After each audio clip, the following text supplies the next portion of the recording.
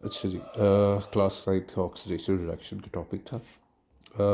जो आप लोगों का सारा मैंने जो काम भी दिया था क्वेश्चंस केमिस्ट्री के, वो बेसिकली ऑक्सीडेशन रिडक्शन के ऊपर ही बेस्ड थे। आप लोग काफ़ी ज़्यादा गलती कर रहे थे उसके अंदर, इसलिए मैंने होमवर्क के लिए भी वही दिया था। अच्छा, ये मैं शुरू से लेकर एंड तक सिखाऊंगा आपको कि किस तरीके से ऑक्सीडेशन रिडक्शन को हम जानते हैं, किस तरीके से हम रिड्यूसिंग एजेंट को जानते हैं और ऑक्सीडाइजिंग एजेंट्स को जानते हैं। ठीक है, एक एक चीज़ को बहुत गौर से देखो, एग्जाम्पल्स को समझो, उसके बाद आई होप कि आपसे गलती नहीं होगी।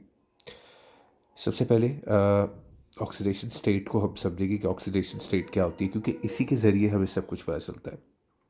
ठीक है, यहाँ पे मैं एक एग्जाम्पल लिख रहा हूँ, इसको थोड़ा सा छोटा कर देता हूँ। आयरन है, ऑक्सीजन के साथ रिएक्ट हो रही है, प्रोडक्ट में वो हमें दे रही है आयरन ऑक्साइड। ठीक हो गया। अच्छा, एक चीज़ का जो आपने सबसे ज़्यादा ख्याल रखना है, जब भी आप लोगों ने ऑक्सीडेशन स्टेट को निकालना है तो उस वक्त आप लोगों ने जो है ना, कॉफिशेंट्स को थोड़ा सा हटा देना है। कॉफिशेंट्स को बीच में नहीं लाना। अगर कॉफिशेंट्स को लाओगे, क्योंकि ये बैलेंस करने के लिए काम आती है ऑक्सीडेशन स्टेट के वक्त, अगर इसको बीच में लाओगे तो फिर आपसे कभी भी ऑक्सीडेशन स्टेट सही नहीं निकलेगी। सही है। सो कॉफिशेंट्स को आप लोगों ने बीच में से निकाल देना है। तो अगर हम देखते हैं कि ये एलिमेंट फॉर्म है, तो अकॉर्डिंग टू ऑक्सीडेशन स्टेट के रूल्स के मुताबिक एलिमेंट क्या होता है, उसकी ऑक्सीडेशन स्टेट ज़ीरो होती है। आगे देख लो, ऑक्सीजन का जो कॉफिशेंट है उसको हटा दो। ऑक्सीजन जो है मॉलिक्यूलर फॉर्म है, तो उसकी ऑक्सीडेशन स्टेट क्या होगी, रूल के मुताबिक ज़ीरो होगी। अच्छा, जो हमारे पास प्रोडक्ट है उसके बाहर भी जो कॉफिशेंट्स है उसको हटा दो। ऑक्सीजन जो है उसकी ऑक्सीडेशन स्टेट होती है -2। सो -2 को जब हम मल्टीप्लाई करते हैं 3 के साथ, तो हमारा आंसर आ जाता है -6। ठीक है। अच्छा, हमें ये बात अच्छे तरीके से पता है कि अगर कंपाउंड हो तो हमें उसको क्या करना होता है, बैलेंस करना होता है। अगर ये -6 है तो आयरन क्या होगा, +6 होगा। ठीक है, लेकिन आयरन की ऑक्सीडेशन स्टेट क्या होगी बेटा, ऑक्सीडेशन स्टेट जो है आयरन की 3 होगी। ठीक है, वो मल्टीप्लाई होगा 2 के साथ, जो कि गिवन उसकी मॉलिक्यूलर फॉर्म है, तब जाके वो +6 बनेगा। सो ये तो हो गई हमारे पास ऑक्सीडेशन स्टेट। जब हम ऑक्सीडेशन स्टेट को देखते हैं तो यहाँ पे हमें पता चलता है कि ऑक्सीजन जो है वो हो रहा है 3 में, यानी कि आयरन जो है, अगर हम आयरन की बात करें सबसे पहले, तो आयरन 0 था और उसकी ऑक्सीडेशन स्टेट क्या हो गई, 3 हो गई। अलग से मैं लिख देता हूँ, आयरन की ऑक्सीडेशन स्टेट 0 थी, किस पे चली गई, 3 पे चली गई। ठीक हो गया। तो बेटा क्या हुआ, आयरन की ऑक्सीडेशन स्टेट जो है वो क्या हो रही है, ज़्यादा हो रही है। पहली बात, एक एक पॉइंट को अच्छी तरीके से समझो, सब समझ आएगा, वरना जो है काफ़ी मुश्किल टॉपिक है, अच्छों अच्छों को समझ नहीं आता ये। सबसे पहली चीज़ कि आयरन की ऑक्सीडेशन स्टेट क्या हो रही है, ज़्यादा हो रही है। ठीक है। अच्छा, अब इसकी तरफ आ जाओ, ऑक्सीजन की तरफ। अच्छा, ये मैं कलर चेंज कर लेता हूँ ताकि आप लोग को आसानी हो जज करने में। ये मैं ऑक्सीजन के लिए जो है ब्लू यूज़ करूँगा। अच्छा, ऑक्सीजन को जब हम देखते हैं तो ऑक्सीजन जो है वो ज़ीरो था और वो क्या बन रहा है, -2 बन रहा है। ठीक है। जब हम बात करते हैं ऑक्सीजन की, सही है, तो उसकी वैल्यू थी 0 और किस में चेंज हो रही है, -2 में चेंज हो रही है। ठीक है। तो ऑक्सीजन की ऑक्सीडेशन स्टेट क्या हो रही है, कम हो रही है। ठीक है, ऑक्सीजन की ऑक्सीडेशन स्टेट क्या हो रही है, कम हो रही है, गिर रही है, रिड्यूस हो रही है। सही है। तो फिर हम ये कह सकते हैं, तो बार बार कलर चेंज करना पड़ेगा, कि आयरन जो है वो ऑक्सीडाइज हो रहा है। ठीक है, आयरन के अंदर क्या हो रही है, ऑक्सीडेशन हो रही है, जबकि ऑक्सीजन के अंदर क्या हो रही है, रिडक्शन हो रही है। ठीक हो गया। दूसरी चीज़ हमने क्या देखी, हमने देखा कि आयरन के अंदर ऑक्सीडेशन हो रही है और ऑक्सीजन के अंदर रिडक्शन हो रही है। दो चीज़ें यहाँ तक क्लियर हो गई। अच्छा जी, अब ऑक्सीडेशन की डेफिनेशन क्या होती है ज़रा? अगर हम ऑक्सीडेशन की डेफिनेशन को देखें तो ऑक्सीडेशन हमें कहता है लॉस ऑफ इलेक्ट्रॉन्स। ऑक्सीडेशन हमें क्या कहता है? लॉस ऑफ इलेक्ट्रॉन्स, यानी कि लॉस ऑफ इलेक्ट्रॉन्स हो गए तो क्या होगा? ऑक्सीडेशन होगी। ठीक हो गई बात? सो अगर अब यहाँ पे इस पॉइंट को बहुत गौर से समझो। अगर जो आयरन है वो इलेक्ट्रॉन लूज कर रहा है, ठीक है, हम किसकी बात कर रहे हैं? आयरन की बात कर रहे हैं। एक सेकेंड। अगर आयरन जो है वो क्या है? इलेक्ट्रॉन लूज कर रहा है, ठीक है ना? ऑक्सीडेशन हो रही है ना आयरन की, तो वो इलेक्ट्रॉन लूज कर रहा है। तो अगर आयरन इलेक्ट्रॉन लूज कर रहा है तो आयरन खुद क्या होगा? अगर इलेक्ट्रॉन लूज कर रहा है तो वो क्या होगा बेटा? वो रिड्यूसिंग एजेंट होगा।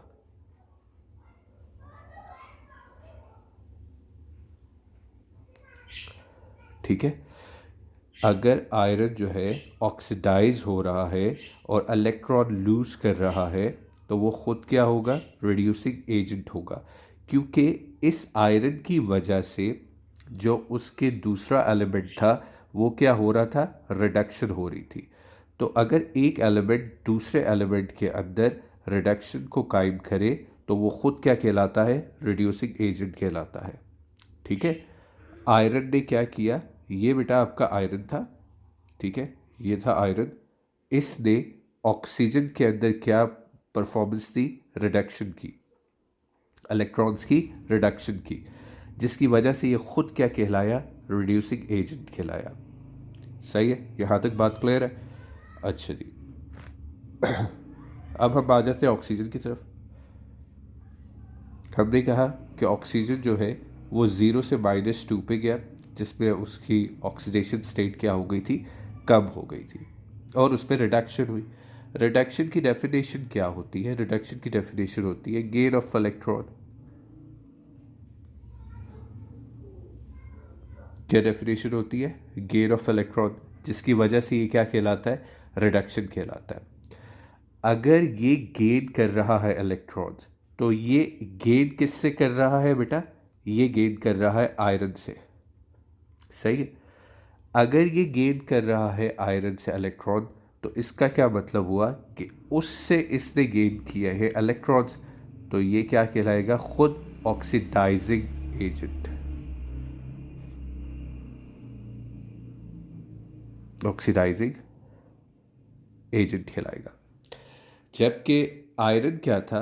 आयरन ने इलेक्ट्रॉन्स लूज किए थे, सही है, जिसकी वजह से वो रिड्यूसिंग एजेंट कहलाएगा। ऑक्सीजन ने गेन ऑफ इलेक्ट्रॉन किया है, इसलिए वो ऑक्सीडाइजिंग एजेंट कहलाएगा ना। अब ये काफ़ी कंफ्यूजिंग होता है बच्चों के लिए कि किस तरीके से एक जगह पे ऑलरेडी एक एलिमेंट जो है, जैसा आयरन था, वो 0 से 3 पे चला गया और ऑक्सीडाइज हो गया, लेकिन वो खुद लॉस ऑफ इलेक्ट्रॉन है और रिड्यूसिंग एजेंट है। तो उनके लिए पेपर में बहुत कंफ्यूजिंग हो जाता है। इसके लिए एक आसान सोल्यूशन भी है, ठीक है। टेबल है छोटा सा, उस टेबल को रट्टा लगा लोगे तो फिर कभी भी मुश्किल नहीं होगी। बल्कि मैं रेड में लिखता हूँ ताकि आप लोगों को याद रहे। सबसे पहले मैं कहता हूँ कि रिड्यूसिंग एजेंट क्या है, ठीक है।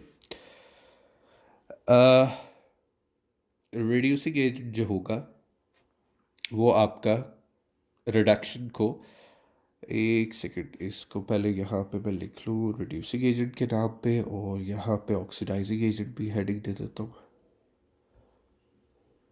फिर मैं कलर वही यूज़ करूँगा ताकि वो ना आप लोगों को आसानी रहे। जिस तरह यहाँ पे मैंने आयरन के लिए येलो यूज़ किया और उसके लिए ब्लू यूज़ किया, तो मैं यही यूज़ करूँगा,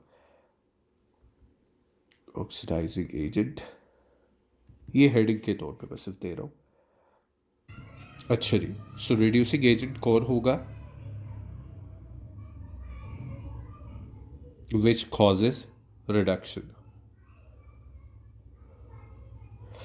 कौन होगा reducing agent which causes reduction? तो बेटा क्या हुआ था यहाँ पर? अगर हम देखें कि आयरन ने ऑक्सीजन के अंदर रिडक्शन पैदा की थी, रिड्यूसिंग एजेंट कौन होगा? जो दूसरे एलिमेंट के अंदर रिडक्शन पैदा करेगा। रिमेंबर, आयरन ने यहाँ पर आयरन ने ऑक्सीजन के अंदर रिडक्शन पैदा की थी, ठीक है, इसलिए मैंने कहा causes reduction. When I use a word causes तो इसका मतलब है कि ए जो है वो बी के अंदर रिडक्शन पैदा करेगा, ए के अंदर रिडक्शन नहीं पैदा कर देगा, ठीक है। इसका मतलब होता है causes reduction in B. So causes reduction जब मैं लफ्ज़ इस्तेमाल कर रहा हूँ तो इसका मतलब है कि एलिमेंट ए जो है वो एलिमेंट बी के अंदर कॉज करेगा रिडक्शन को। तो हमने ऊपर एग्जाम्पल में भी देखा कि आयरन ने जो है ऑक्सीजन के अंदर रिडक्शन कायम की थी, ठीक है। कैसे? उसके इलेक्ट्रॉन्स जो थे वो कम कर दिए थे, 0 से -2 कर दिए थे। पहली बात तो ये याद रखनी है। दूसरी बात, जो रिड्यूसिंग एजेंट होगा विल ऑलवेज बी ऑक्सीडाइज, ठीक है। रिड्यूसिंग एजेंट क्या होगा? Will always be oxidise. So ये देख लो क्या हुआ था यहाँ पर, सब क्या हुआ था? ऑक्सीडेशन हुई थी ना, लॉस ऑफ इलेक्ट्रॉन हुआ था कि नहीं हुआ था? तो रिड्यूसिंग एजेंट खुद क्या होगा? ऑक्सीडाइज होगा खुद। रिड्यूसिंग एजेंट इटसेल्फ, मैं चलो लिख भी देता हूँ,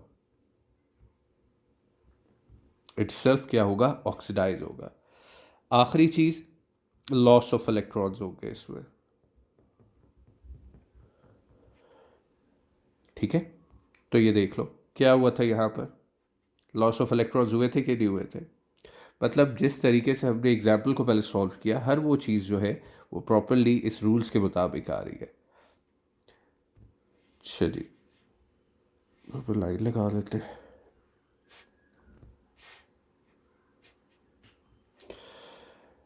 ऑक्सीडाइजिंग एजेंट की जब हम बात करेंगे तो वो क्या करेगा? कॉजेज ऑक्सीडेशन,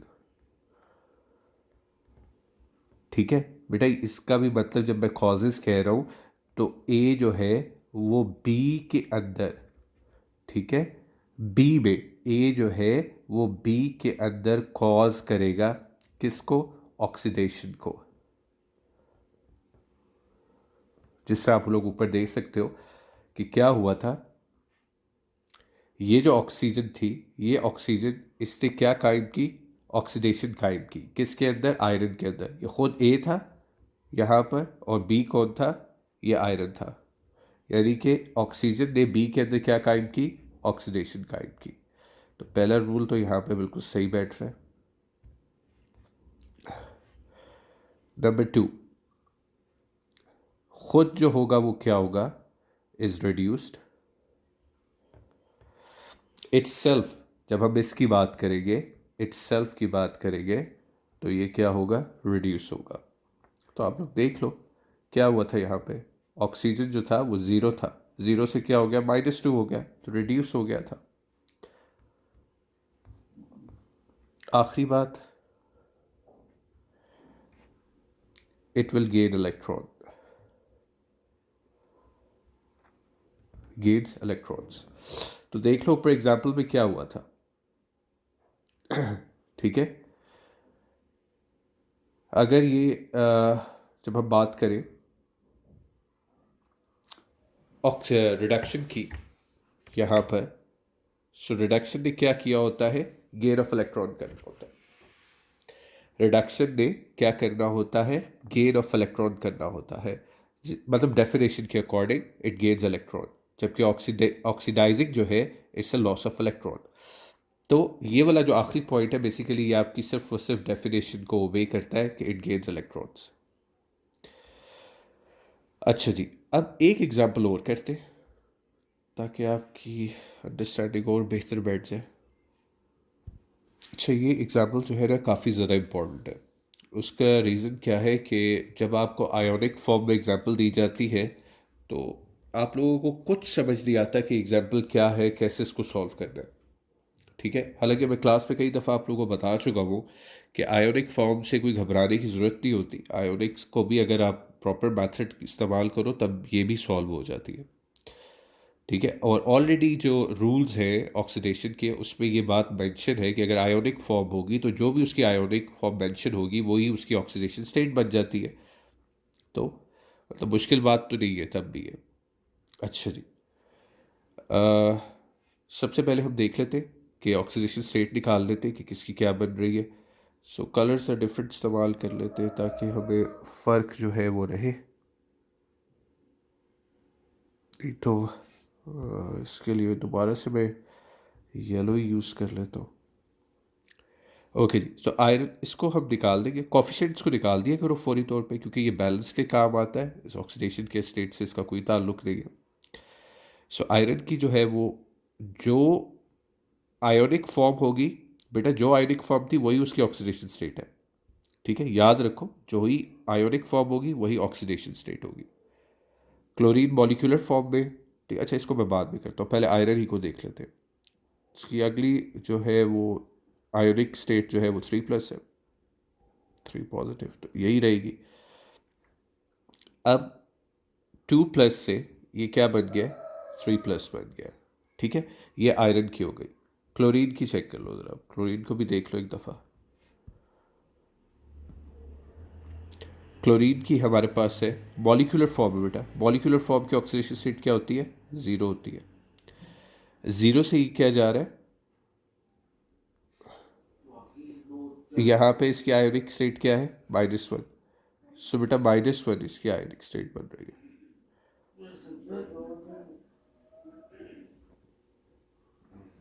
क्या आयोनिक स्टेट बन रही है, -1। ठीक हो गई बात। अच्छा, अब हम जब इसको लिखेंगे कि ऑक्सीडेशन स्टेट कहाँ से कहाँ जा रही है और ये आया ऑक्सीडाइजिंग एजेंट है या रिड्यूसिंग एजेंट है, तो इस चीज़ को बहुत गौर से देखो। कलर एक दफ़ा चेंज करना पड़ेगा मुझे। तो ये पार्ट जो है आयरन का, सो बेटा 2 से +3 बन गया, तो क्या हुआ, ऑक्सीडाइज हो रहा है।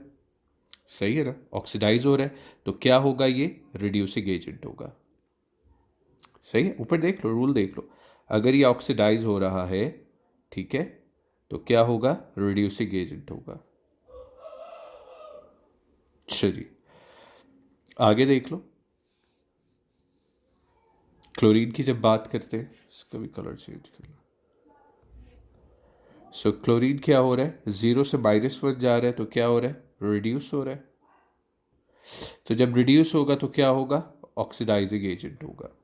क्या हमने ऊपर मेंशन किया था कि अगर वो रिड्यूस हो रहा होगा तो क्या होगा, ऑक्सीडाइजिंग एजेंट होगा।